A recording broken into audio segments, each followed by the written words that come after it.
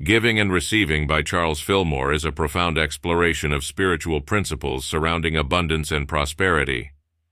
As a prominent figure in the New Thought movement, Fillmore guides readers through transformative insights that transcend conventional ideas about giving and receiving. Fillmore underscores the interconnectedness of these two actions, presenting them as dynamic forces in the spiritual realm. He delves into the metaphysical aspects, drawing on universal laws and affirmations to illustrate the direct correlation between one's willingness to give and the subsequent inflow of abundance. This work goes beyond mere financial prosperity, touching on the holistic nature of abundance in health, relationships, and overall well-being. Fillmore weaves in biblical references and metaphysical concepts to offer a comprehensive understanding of the spiritual laws governing prosperity. By embracing the teachings in Giving and Receiving, individuals can shift their mindset from one of lack to a consciousness of boundless abundance. The book serves as a timeless guide for those seeking not only material wealth, but also spiritual fulfillment through the alignment with divine principles. In essence, Charles Fillmore's work inspires readers to explore the infinite possibilities that unfold when they consciously engage with the spiritual dynamics of giving and receiving in all aspects of life. Give in G and D, receive in G. Give, and it shall be given unto you. Good measure, pressed down and shaken together and running over, shall men give into your bosom. For with the same measure that ye mete withal, it shall be measured to you again. Luke 6:38.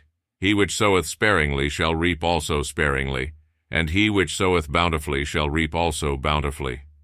Every man according as he purposeth in his heart, so let him give, not grudgingly or of necessity, for God loveth a cheerful giver.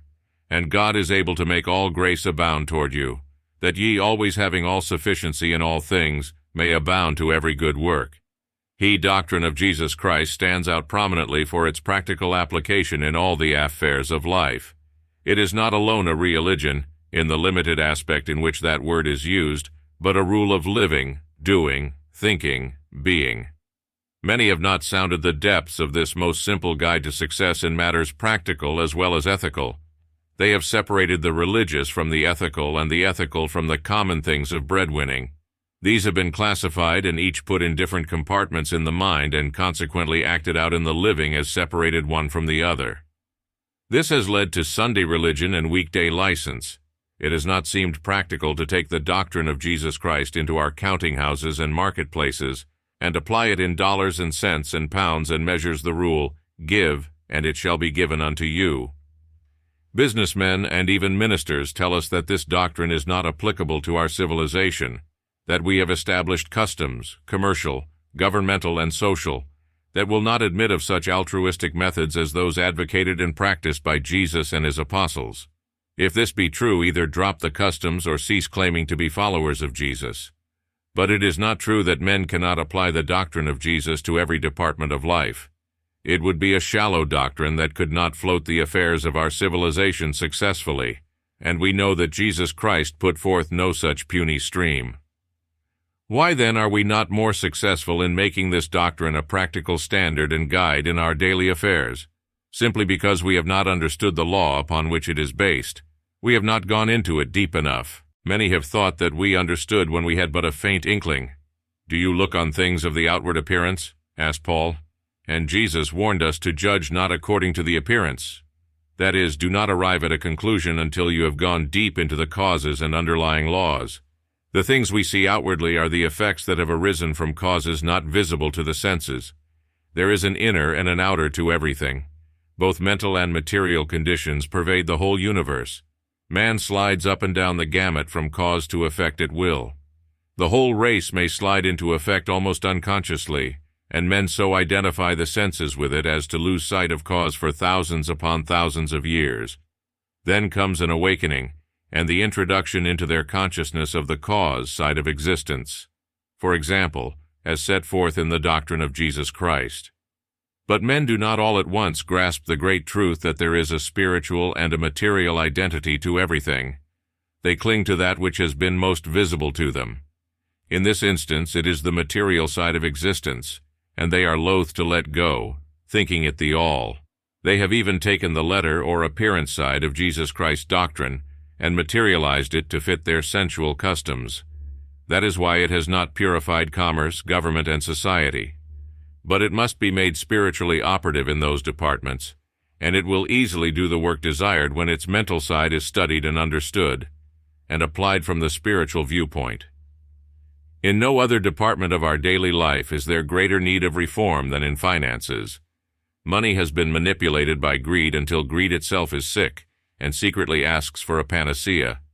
But it does not look to the religion of Jesus Christ for this panacea. In fact, that is the very last place it would seek for aid, because the popular advocates of that doctrine have become financial dependents themselves and have no remedy to offer, not understanding the power of their own religion. But a permanent remedy will never be found outside the practical application of the mental laws upon which the doctrine of Jesus Christ rests. All true reform begins with the individual. It is the right relation of the units in a problem that ensures its accuracy. This is where Jesus began his reform. He did not clamor for legislation to control men and guide their actions. He called his disciples unto him, and it was through them individually that he instituted that reform which has as its basis an appeal to the intelligence and inherent goodness and innate honesty in everyone. Go ye into all the world and preach the gospel to all creation. Since men have begun to learn definitely about the dynamic effect of thought and how ideas set up vibrations in the universal ether, they are seeing more and more the wisdom of Jesus Christ's reform. They are beginning to understand that there is one undeviating law of mind action, and that all thinking and all speaking is amenable to it. Thus when Jesus said, "By thy word shalt thou be justified, and by thy word shalt thou be condemned," he apprehended the power of thoughts and words to bring results in accordance with the ideas back of them. Everything that appears in the whole universe had its origin in mind. Mind evolves ideas, and ideas express themselves through thoughts and words. Understanding the permanent place in existence of ideas and their power to perpetually evolve thoughts and words, we see how futile any reform is that does not take them into consideration. This is why legislation and external rules of action are so transient and weak as real reformers. Ideas generate thought currents as a fire under a boiler generates steam. The idea is a most important factor in every act and must be given first place in every true and lasting reform movement. Men formulate thoughts, thoughts that move the world. So to the ideas of men must we direct our attention if we would bring about results of permanent character. Ideas are centers of consciousness, have the positive and negative pole, and generate thought forms of every conceivable kind. Hence a man's body, his intelligence, his health, his finances, in fact everything about him, are derived from the ideas he holds in mind. Then the permanent reformers of the world are those who deal with the ideas of the people, leaving these ideas to work themselves out under the law. As metaphysicians and followers in the footsteps of Jesus Christ, we have found that certain ideas in the minds of the people are causing widespread misery, disease, and death. We have also found that those ideas can be dissolved or transformed, and the whole man made over through his conscious volition. Paul understood this process and said, "Be ye transformed by the renewing of your mind." One of the most destructive ideas that men exercise is that form of selfishness denominated avarice, covetousness, money-getting, the desire to possess those things of the world which will bring financial gain. This idea threatens to seriously disturb the civilization of the whole race. Men and women are letting the idea of money-getting generate its cold currents in their souls, until it shuts out the sunlight of love and even life. It grips their arms and legs, and they shrivel up with paralysis. It sends its tremulous currents of fear of loss or lack to the stomach, and they starve with plenty at hand. With its hot desire to possess, it fills the body with fever, and when failure and loss come uppermost, the reaction causes a wild whirl of insanity to surge through the brain. The remedy for this, as well as all the ills that flesh is heir to, lies in conformity to divine law, as revealed by Jesus Christ and carried out by his true followers. They were of one heart and of one soul. Neither said any of them that aught of the things which he possessed was his own, but they had all things common.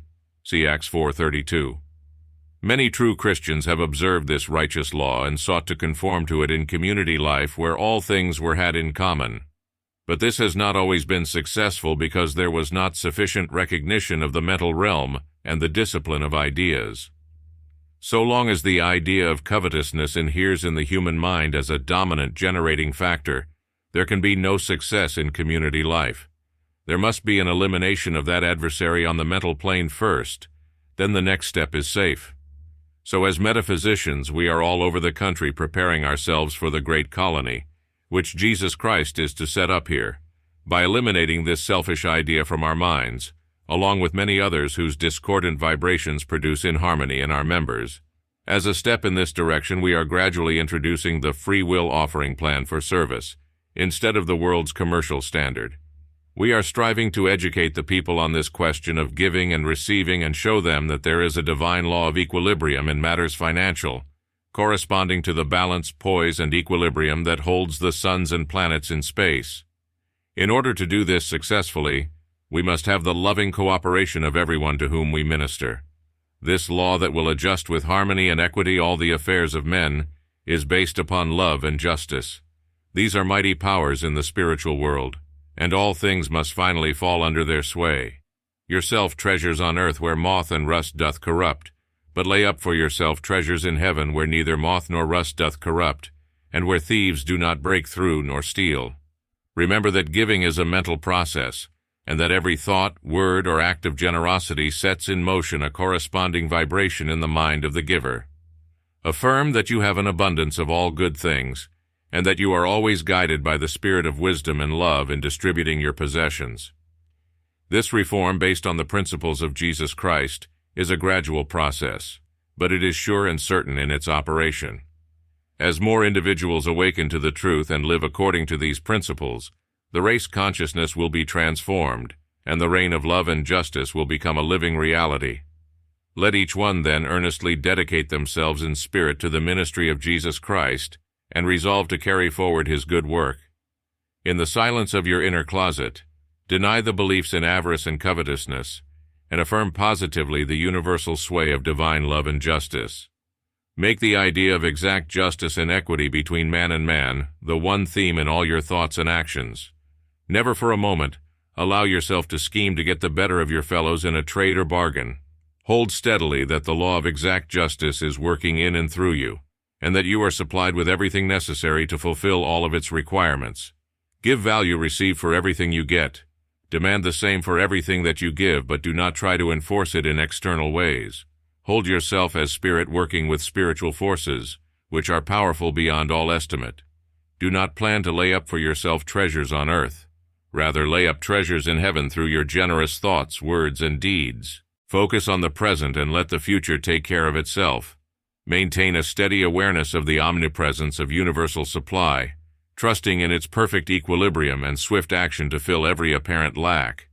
If you've been inclined toward hoarding and economic concerns, shift your thought currents toward generosity. Cultivate the practice of giving, even if in small ways, and do it with love. Give without expecting an immediate return. Share your genuine substance, the substance of the heart, and spiritually multiply everything you give through the power of your word. Envision yourself as the steward of God, distributing his inexhaustible supplies.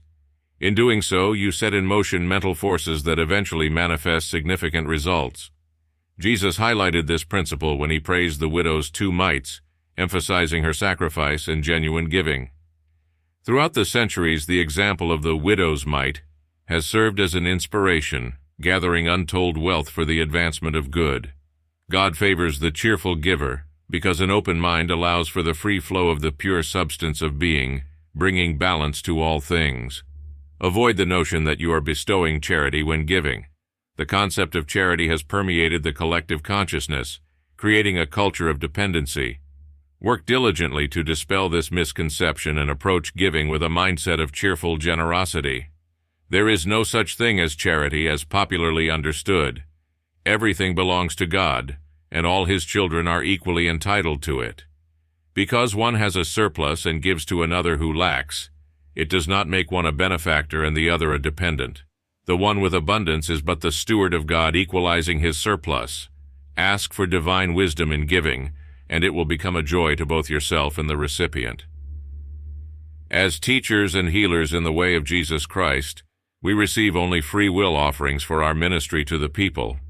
The majority of those who seek our help recognize the law of giving and receiving, responding with their tithes in just, generous measure. However, there are those who may be classified as uneducated. First, those in bondage to the idea of avarice, and second, those in bondage to the idea of charity. These individuals are mentally diseased and need education and treatment for these mental limitations. The avaricious suffer the most in bodily, and are the most difficult to heal due to their mental bias, seeking everything as cheaply as possible, including the kingdom of heaven. They need to be educated to be just because it is right. They must learn to let go of acquisitiveness and affirm generosity. Although they readily do so in mental drills, letting go of the money symbol proves more challenging. However, silent treatments, supplemented with oral or written instructions, will always prevail. A man who came under our ministry was financially so grasping that the cords of his right arm had become drawn until his hand was at times spasmodically closed beyond his will to open. Another, from the same cause, had his right arm paralyzed. These are examples of the power of the covetous idea over the body. The salvation of such is to learn to give through love, freely and without compulsion. Some metaphysicians attempt to cure their patients of avarice by charging them a good round price for treatments. By the same rule, doctors, grocers, and clothiers have been administering similar remedies, and we are all being healed every time we have to pay exorbitantly for any service. This cure has become so popular that thousands have gone into metaphysical healing as a business, and a great industry is being built up with the commercial idea, just as cold and calculating, just as hard and unyielding as it is in the ranks of the money changers of Mammon. But we seek a more excellent way, a way more in harmony with divine law, which is that the heart and not the head shall rule in giving and receiving. We, who are inaugurating this method, are meeting with some criticism and opposition from those who hold that the strictly commercial method of charging a definite price is the only legitimate way. They accuse us of fostering poverty and charity, and of keeping alive, in their iniquity, that large class of people who are striving to get something for nothing. Our reply to these criticisms is that we are pursuing the only course that will effectually eradicate these erroneous states of consciousness in the people, and bring them into understanding of the spiritual law of giving and receiving through love. Some of those to whom we minister get the idea that we wish to help them, and require nothing from them in return. This is far from the truth. We do not advocate anything of the kind. Our position is that everyone should give as he receives. In fact, that it is only through giving that he can receive. Until the heart is opened up and the spirit quickened at the center, there is no permanent healing. We do not believe in charity nor practice it. We believe that everyone can render value received for everything he gets. We aim to show financial paupers that they can give something in return for the good that has been done to them. It may be to pass the true word to some other needy soul, or to merely lift up their voices in thanksgiving and praising, where before they were dumb. We recognize the necessity of some action of the mammon-bound mentality. It must be made to let go somewhere before it can receive the light and power of the Spirit. Mammon has in his clutches both the financially rich and poor, and both need the same sort of educating. One is bound by the idea of excess of money, and the other by the idea of the lack of money. These ideas are both mental, and they quarrel continually in the race mind. The divine man must have dominion over these ideas, and this he acquires by eliminating from his mentality both of them. A great many metaphysicians in this day are eliminating the idea of poverty and putting in its place the idea of riches, assuming that riches are of divine order. It is true that those who seek God diligently and conform to his law shall have every need supplied, but the admonition of the Master is to seek first the kingdom of God and his righteousness. Then all these things shall be added unto you. Herein we see the wisdom of Jesus. He saw that bondage to one kind of an idea was just as bad as to another kind, that to acquire an abundance of things through the manipulation of thought currents, and still be a slave to the desire for those things, was even worse than poverty. How hardly shall they that have riches enter into the kingdom of God? The spiritual man masters both the ideas of riches and poverty, and he shall never be the master of the idea of riches until he can say to it, I can be happy and contented without the things which you bring to men in this world. Nor can he master the idea of poverty until he is able to say to it, you have no terrors for me. So our ministry is to bring men and women to this place of true and lasting dominion, where they shall be superior to both riches and poverty. This we shall do by showing them that they are spiritual beings, that they live in a spiritual world here and now, and that through an apprehension of their true being and its relation to God, this dominion is to be brought about. One of the vital central facts in this relation between God and man is the idea and its power of building thought structures. Every man is a king ruling his subjects. Those subjects are the ideas existing in his mind. These ideas are as varied and have as many phases of character as the inhabitants of an empire. But they can all be brought into subjection through the I am power of the ruler of that kingdom. In your domain may be colonies of alien ideas like the Philistines, Canaanites, and other foreign tribes, which the children of Israel found in the Promised Land when they sought to take possession of it. The story of the children of Israel gaining possession of that land is a symbolical representation of the experience of everyone who seeks to reclaim his own consciousness in the name of the Lord. We find that the Hebrew meaning of Canaanite is merchant or trader. In other words, that set of ideas in the mind of everyone which has to do with commercial traffic. Study the experiences of the children of Israel, spiritual ideas, with the Canaanites, and you will get valuable hints on how to handle and subdue your own money-getting proclivities. You may be avaricious and stingy to a degree that the very blood in your body is being dried up, and your nerves shaking and palsied with the fear of future poverty. If so, a new set of ideas must be made active in your domain. Commence at once to let go of your all-consuming ideas of gain. Think about generosity and begin to be generous. It is more blessed to give than to receive. You can prove the truth of this, and be blessed with a new influx of life and health by giving. On the other hand, you may be poor. You may have cultivated the idea of small things financially. You believe that you cannot give because your income is so limited. Your remedy is to cultivate ideas of abundant supply. Claim God as your inexhaustible resource, and that all things are yours.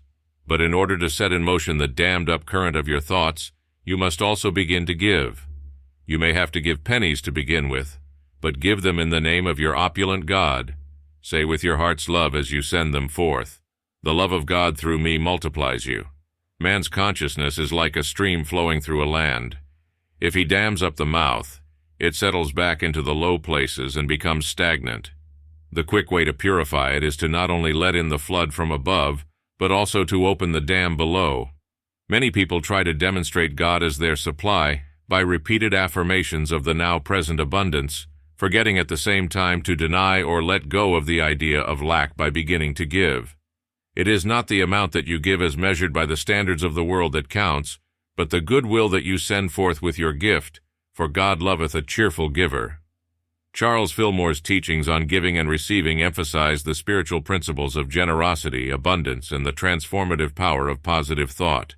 He encourages individuals to recognize their divine nature and understand that true wealth comes not just from material possessions, but from a generous heart.